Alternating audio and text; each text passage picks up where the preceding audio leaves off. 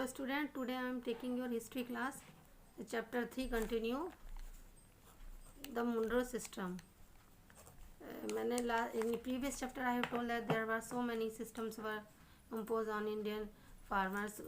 तरह तरह के जो सिस्टम थे उनके थ्रू टैक्सेस लगाए गए. उनमें एक पहले लास्ट ईयर मैंने लास्ट चैप्टर में लास्ट पार्ट में बताया था कि वहाँ पर एक सिस्टम लगाया गया था नॉर्थ इंडिया में, वो था महलवारी सिस्टम. और उसके बाद में एक सिस्टम साउथ में भी लगाया गया जिसे हम मुंड्रो सिस्टम या रियोत्यारी सिस्टम के नाम से जानते हैं. In the British territories in the south east there was a similar move away from the idea of permanent settlement. Permanent settlement के ही बेस पर एक नया सिस्टम स्टार्ट हुआ. The new system that was devised came to be known as Ryotwari system, जिसे Ryotwari system का नाम दिया गया. It was started by captain Alexander Read on small scale in those areas which was taken away from the Tipu Sultan. ये उन areas पे लगा, ये अलेक्जेंडर खेड ने से छोटे स्तर पर पहले स्टार्ट किया, वो उन एरियाज में जहाँ जो एरियाज टीपू सुल्तान से ले लिए गए थे. According to this system the settlement was made directly which the cultivator. इस सिस्टम के अकॉर्डिंग जो था सेटलमेंट डायरेक्टली कल्टिवेटर से किया जाता था. Their field had to be survey and assessed separately. उनकी फील्ड्स को सर्वे किया जाता था और असेस्ट किया जाता था before the revenue was fixed. कर लगाने टैक्सेस लगाने से पहले उनकी ज़मीन का सर्वे कर लिया जाता था. In this settlement the share of government was limited to half of the net value of the crop. और इस सेटलमेंट में जो भी क्रॉप की आती थी उसकी फसल का हाफ जो है वो गवर्नमेंट को पेड करना पड़ता था.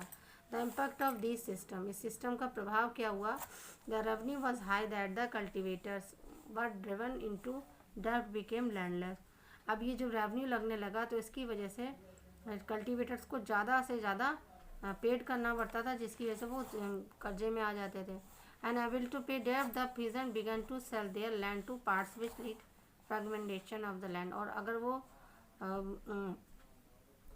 अगर वो किसी भी तरह से टैक्स देने में असफल हो जाते तो उन्हें अपनी ज़मीन दूसरे को दे देनी पड़ती थी, गवर्नमेंट को दे देनी. ब्रिटिश गवर्नमेंट उसका ले लेती थी. With the introduction of ज़मींदारी system many rich traders also became ज़मींदार. इस ज़मींदारी सिस्टम में का ये इम्पैक्ट ये हुआ कि बहुत से ऐसे ट्रेडर्स थे जो ज़मींदार बन गए थे. तो उन्हें किसी भी तरह ज़मींदार बन जाने के बाद, क्योंकि वो ट्रेडर्स थे, उन्हें देवर नॉट इंटरेस्टेड इन टैक्स. उन्हें टैक्स में कोई देवर पेड, उन्हें किसी तरह का इंटरेस्ट नहीं होता था. और देवर कॉल्ड एब्सेंटी लैंडलॉर्ड्स. उन्हें एब्सेंटी लैंडलॉर्ड के नाम से जाना जाता था. उन्हें कोई ज़मीन में इंटरेस्ट नहीं होता था. The absentee landlord did not give any attention to the improvements of the land. और ये एब्सेंटी लैंडलॉर्ड ज़मीन के विकास पर कोई भी ध्यान नहीं देते थे, ना ही उसके गिरते हुए स्तर पर ध्यान देते. Degradation of quality of land, ना ही क्वालिटी पर ध्यान देते थे. Then finally with the commercialisation of agriculture and widespread cultivation of cash crop. धीरे धीरे जब उस पर ध्यान नहीं दिया गया तो उसका कमर्शलाइजेशन भी होने लगा, यानी अपने प्रॉफिट के लिए ब्रिटिशर्स उस पर खेती करने लगे. वाइड स्प्रेड कल्टिवेशन, और जिससे उन्हें फ़ायदा होता था, जैसे कि the land began to lose the fertility which resulted the food shortage. और जब कमर्शलाइजेशन के लिए खेती की जाती थी तो ज़मीन अपनी फर्टिलिटी ख़त्म कर देती थी और फूड शॉर्टेज भी हो जाती थी. The British realized beside revenue the countryside can fetch some cash crop. Britishers एक ऐसे व्यक्ति थे, उन्होंने रियलाइज़ किया कि भाई कंट्री साइड में कैश क्रॉप जिससे उन्हें ज़्यादा से ज़्यादा प्रॉफिट मिल सके, इसलिए उन्होंने कुछ कैश क्रॉप की खेती स्टार्ट की. Which were high demand in throughout the Europe, जिनकी यूरोप में डिमांड थी, ताकि वो इंडिया से ले जाकर दूसरी जगह इसको सेल कर सकें. As the result cultivators per force to grow cash crop. और ज़बरदस्ती यहाँ के किसानों को कैश क्रॉप के लिए उगाने के लिए उन्हें पर प्रेशराइज किया जाता था. अब ये कैश क्रॉप क्या थी, like jute, tea, cotton, sugarcane, indigo, ये सारी चीज़ की यूरोप में डिमांड थी और सप्लाई के लिए ज़रूरत पड़ती थी. जूट की पैकेजिंग के लिए ज़रूरत थी, टी और शुगर पूरे वर्ल्ड में, यूरोप में चाय के यूज़ के लिए थी. कॉटन की एक फ़ाइन क्लॉथ पाया जाता था, इंडियन कॉटन अच्छी होती थी. उसके अलावा इंडिगो एक ऐसी चीज़ थी जो बहुत डिमांड पर थी.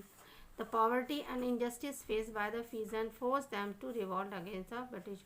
और जब ये दबाव ज़्यादा किसानों पर पड़ा तभी लोगों ने क्रांति करना शुरू करी, इसका अपोज करना शुरू करा. Indigo revolt is one of these rebellious movement. Indigo जो है इसी एक विद्रोह के रूप में सामने आता है। The peasant of Bengal and Bihar worst affected by forced indigo plantation to plant this revolt। और बंगाल और बिहार के जो प्रभावी क्षेत्र थे वहाँ के किसानों ने इसी संबंध में क्रांति की थी।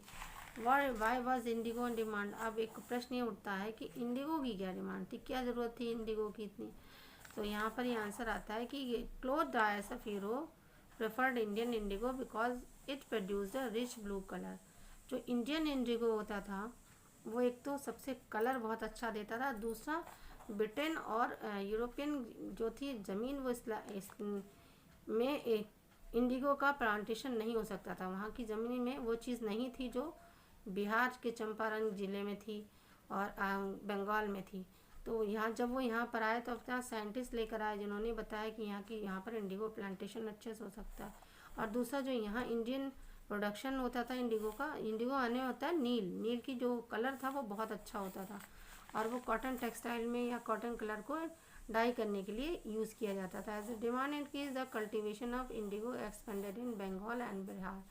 और जैसे जैसे डिमांड बढ़ती गई बिहार में वैसे वैसे by the 1910 as the percent of indigo imported into Britain was in India 95% जो था